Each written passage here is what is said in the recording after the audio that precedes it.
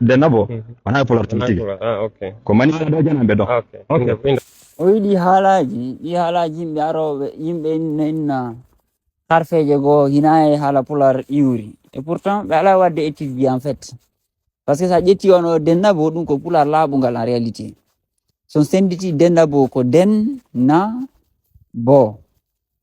bo noon ko ɗum woni boobo ko bo sa andi baba mbora ko bo si goɗɗum moƴƴa halkike innen boni o yi hay boɓi ɓi on andi ko ɓi ko iwdi so ayni ɓi neɗɗo min wawa yennore bo ɓi ko on hito ɗon ko hito e haala pular mais ko on bo no jogodiri hay e ko ɓeneno kon divinité ji ma sanamuji law bo eyi so ayni bo ayi ko ɗon ay o français ƴetti wano boni wano ko ɗo mentale bon sa nani français no na bon ko pular ɗum ɗon iwri voilà ko contraire bo on en fait voilà c'est que bo ala ka bo ala o ara e moƴƴa boni joni noon donc so ƴetti den on dennabo on den on wonden yaaden ñaamiden on den ko ça veut dire ko ensemble en fop enen tawa ɓen fop ko ɗum woni on den no wawi noon no wara noon kadi ɓenna den ça veut dire que tuma saa mais o dennabo ko ensemble na ko fir ko ɗiɗi sa ni na ça veut dire que non ɗum ɗon ko innugol non hinani mais sa inni na denna na haray koyɗa notade donc ça veut dire que dennabo ko firi ko enen fop hiɗen notoyade bo noon ko bo on jonni boobo yani ko fi boobo wonno e moɓodirade ko ɗum dennabo en fait dennabo ko notagol boobo on no nodditi on ko boobo on en réalité nodditi on e dennabo hina mawɓe boobo on de ka hikma pula ko tigiri ka hikma haala men kam andi hikma leñol ka nder haala mum yitete ça veut dire que enen ka hikma maɓɓe nde yaha dennabo ko boobo on ɗa notoyade ko invitation boobo on en réalité andi noon mi yeyi ɗo kadi ɓeyda ɗo wano ñaari ɓene na haala pular ko karfeje jelu marɗen tawno fuɗɗori ñaamen ñakka ñaw ñande ñaaƴirgol ayi e hitoji go en réalité on ñaaɗon kadi ko haala pular koye pular pire mais on ñaa ko firi ko o mara andi nena ɗo goɗɗo o mara ñaa sani goɗɗo o mara ñaa ça veut dire que nati waso wona noble inna o mara ñaa hina o labaka hina o mara hakkille hina wata haala non ko mara ñaa on ñaa ɗon ko honɗum ko on ñaa woni ka ñaari ça veut dire que ñaari ko kullu noble so watani la ñaari no laaɓi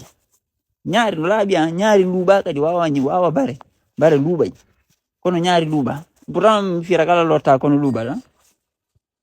so ƴetti ɗon ɗuma o ñaari toujours harano watta leeɓi mum ɗi no laɓɓintinno et puis ñaari no mari ɓernde vrai ñaari ko kullu markum ɓernde mono to kum et puis markum andu kum jiggol vrai non voilà donc ri on koye haala men ɗum noon tawa ɗum noon c'est évident ayi donc sayni bare par exemple ko ba re sayni bari ko ba ri ko ri re ko ɗum ɗon noon ɓe artirta ɓena ka égypte antique ɓena ko la divinité ra ri et autres oui donc en gros yimɓe watta yilla bugitagol haalaji sabu ɓe ronko famude honno ɗi ardi et puis wattan essayen étudiugol haala men kan ɗi leƴƴi ɗi kawtude ɗen hay fuu sen ƴettali e maɓɓe ko ɓe ƴetti e men par ce que ɓe buuse maɓɓe ko fattuɓe men en fait ɗi leƴƴi ɗi yoton haala maɓɓe kan ko haala fattu ko haala men kan ɓe ƴettata ɓe halka ɓe wayla ɓe moƴƴina haala maɓɓe kan ko culture mon ɓe ƴetta ɓe wayla ɓe moƴƴina culture maɓɓe on hay ƴiƴam maɓɓe hay baadiji maɓɓe ɗin ko baadiji fattu en fait jilli halki ɗum ko ɗum si ɓe laɓaka ko halki allah tagali ko kaani donc hako yimɓe laɓanoɓe halki wonti noon baadiji ɗin hara baadiji ɗi daratako wonde hara no désingéri quoi donc a wata ƴettude ɓe et puis ɓe ɗi leƴƴi ɗiɗi kawtuɗen ɗo afrique en anda ɓe ɓuuri 300 ans goy andi hande yimɓe wola wastayi ɗen wurdi e ɓe depuis longtemps tout temps c'est pas vrai ɓe quoi ɓe ɓurde andude ko kiɗɗi kon ko vers 1700 300 ans ana 1700 ni fuɗɗen ɓe andude nande fi ɓe voilà te kadi en bako daaki par ce que har ɓe ɗuuɗa haye ɓe ɗuuɗa tare ɗo wanoma ninka en dans les années 30 har ko ɓe 40 000 donc c'est à dire que en mara ka bakkoduɗen e ɓe ha tata ɓe jonna en haala ɓe jonna en piiji quoi ɓe ɓeyda en goɗɗum voilà koko ɓe ƴetti e men par ce que konen ɓuuri ɗudde konen ɓuuri ɓe kiɗɗude e nder afrique konen jeeyi afrique ala konen hoɗno afrique et puis hay ɗi tarikaji ɗowlo ko nanto yimɓe no pirrayni wara ko enen hakkude enen fulɓe ɓen pirrata ngawa ɗo ni hande sa nani ɗo fulɓe fuladu ɓe fulɓe fuuta toro maɗum fulɓe fuuta diallo no haɓida hara ko noon haɓidirani ñande ɓe ñande nen haɓidi kono ɗi leƴƴi ɗi yoton har ɗi ala afrique ɗi fof ko tellen à partir de fin 1600 début 1700 ha 1800 surtout 1800 ɓe ari donc ɓe fus ɓe jonnali en fait te haala men kam ɓuuri kiɗɗude haalaji maɓɓe haala maɓɓe kam few donc si tawi on anda kon culture ɗo honto iwri ma haala surtout ko haala ma ka culture habiye man jeeɗuma tawi men accu yaltugol e réseau ji na ɗum ɗo non ɗum ɗo hina pular koko mamaɓe mon gollitiri duuɓi guluji onon joɗɗo inno hina pular nawa ɗo ni sa ni ande goɗɗo banana yimɓe sikka bananaru ko hoore français iwi c'est faux ko enen innayno banana